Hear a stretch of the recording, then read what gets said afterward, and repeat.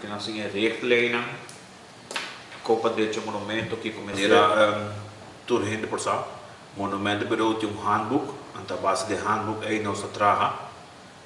Lo qual sim me por explicar que o turhinde que por tem monumento, meester pediu vergunning para o receita vai direito. Dus na momento que entregar a petição do monumento bureau tá vai de seu handbook, só tragando que handbook, se tá para verso não me se pediu vergunning, só se tem que de handbook.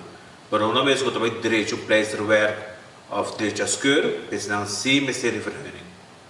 Então, de caso aqui, e para começar o gebouw of het doel do edifício, mas informar o monumento bureau como vai começar a trabalhar. So, nós assim que batalha aqui que está também assim algo monumento do quando ferro europeus então que é da edifício. Já constatar alguma irregularidade ali na Nicolas Store, que a gente possa visitar ou até nem local de trabalho que está tomando lugar?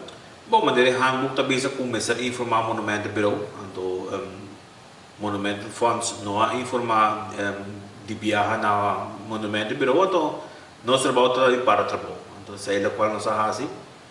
Pero depois, também nós vamos informar que está tão falta de fundos que não informar o bureau.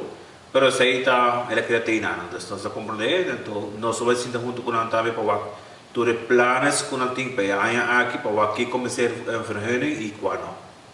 Bom, de caso aqui tem monumento funds e monumento bureau. Monumento funds é stichting que está busca fundo para direito e monumento não.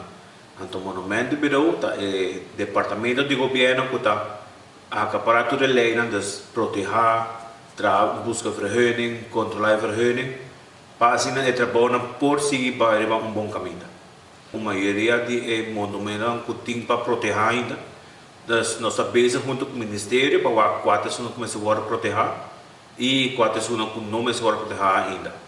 Então, nós temos uma lista, a base da lista é nós junto com o Ministério para acaparar quatro monumentos e começar a vir rivalista.